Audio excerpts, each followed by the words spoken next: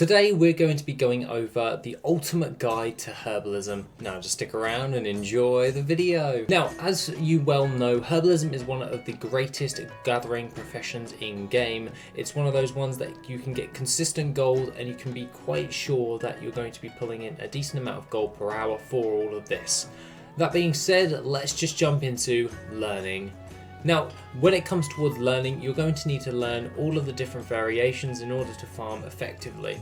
That means you're going to need to rank up all of your actual different types of expansion specific herbalism traits, and that means that you're going to need to find your trainers for them.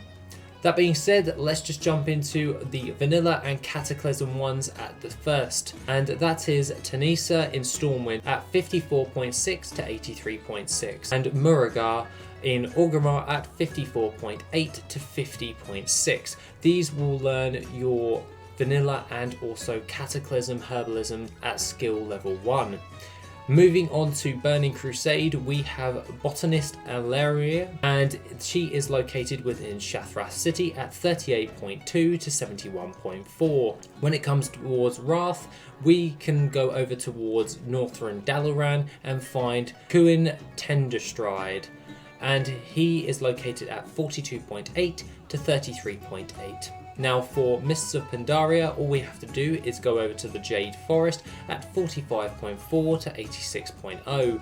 You'll be looking for Orchard Keeper Li Mei, and she will teach you Mists of Pandaria herbalism.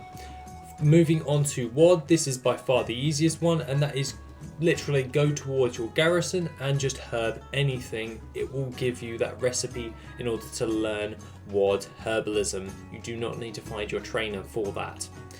Moving over towards Legion, you're going to want to go over to the Broken Isles Dalaran at 42.8 to 33.8, and you'll be wanting to find KUHUINE Tenderstride once again to learn the Legion. Now remember that ranks are a thing when it comes towards that, but we'll get onto that in a later date.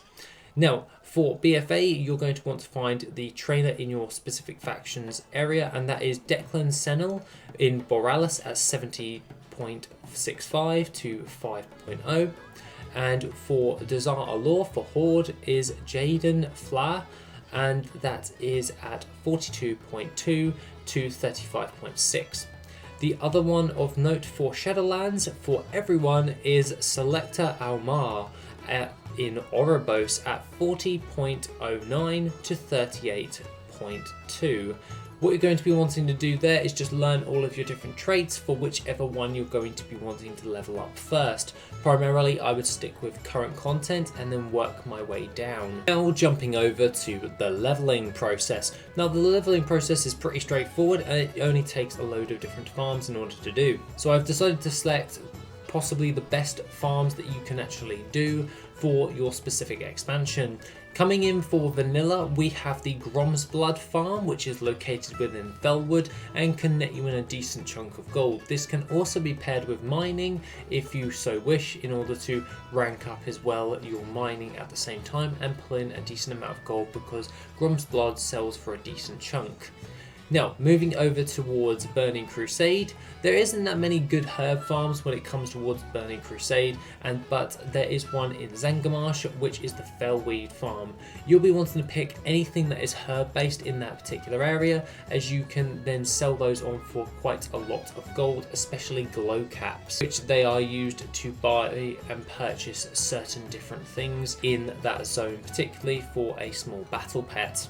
What you're going to be wanting to do for Wrath is go over to SHOLZAR Basin, and this is going to be the Adders Tongue farm.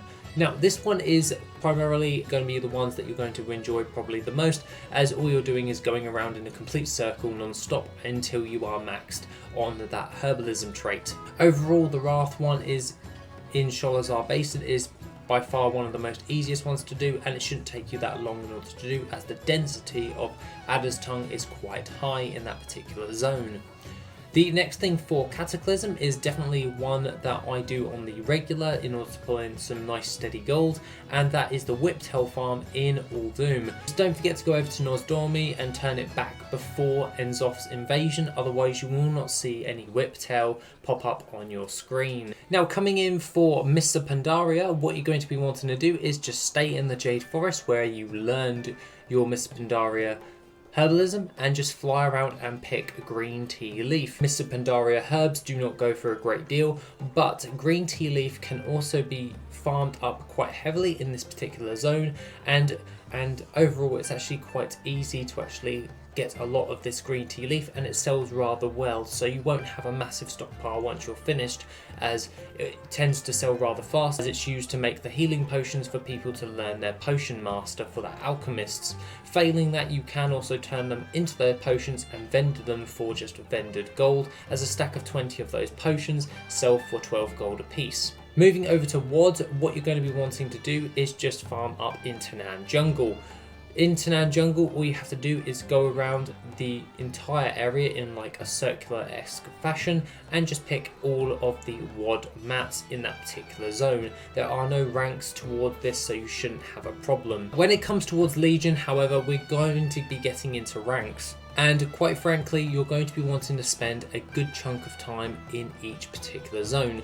To level this all up, it's not that difficult. What I would actually recommend is start off with Dreamleaf in Val'sharah, and as a quest for Dreamleaf pops up to rank up, I would go and do that quest, then return towards Dreamleaf and then rank that up even more.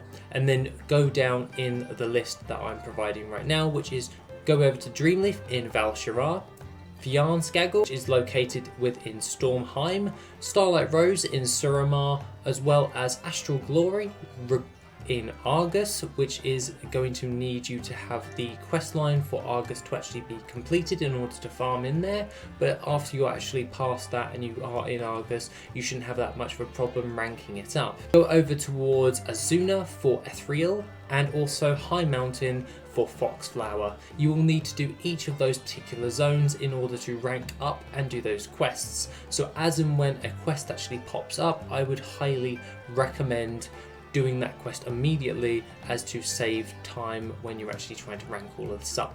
You will max out your skill overall pretty damn fast, but if you want those ranks, you're going to need to spend time in those particular zones ranking up as and when you do. Now, coming into BFA for all of that, what you're going to be wanting to do is go over to Tiragard Sound and farm every single mat for herbalism. This can easily be done by going over to the visual hill in the actual map and just flying around picking up all of the herbs. Once you are at herbalism skill 150, all you would have to do is then go over to NAZJATAR.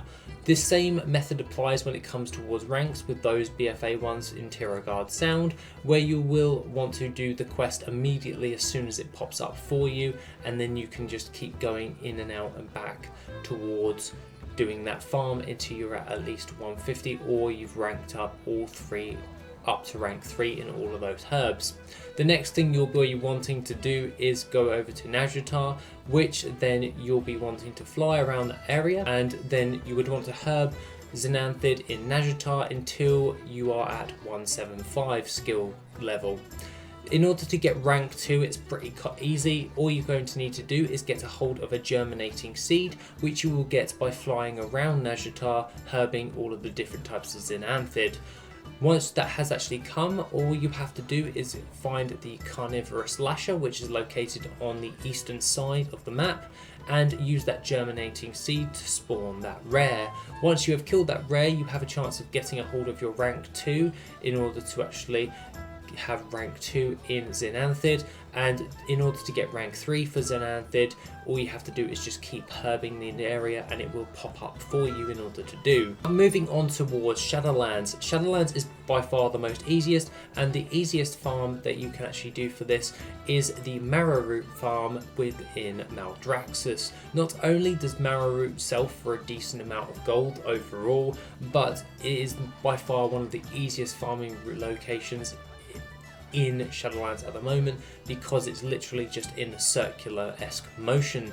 If you are or do have a tanking spec, I'd highly recommend this, as there is some mobs that will daze and knock you off your mount, so make sure you are in your tank spec just in case you actually get attacked. But other than that, let's move into buffs, which is, there's only a few different types of buffs when it comes towards herbalism, and that is the Dark Moon Firewater for faster gathering, and also the Enchant Shadowlands Gathering, which you can purchase off the auction house for only a few bits of gold.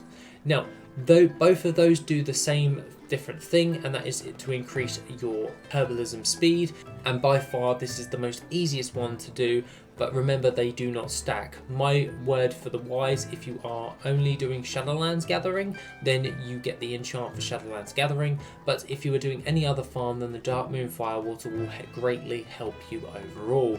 The only other thing of note that you may want to consider is by having a druid, as they are the best for herbalism, as their travel forms make them not get out of travel form when they are herbing something.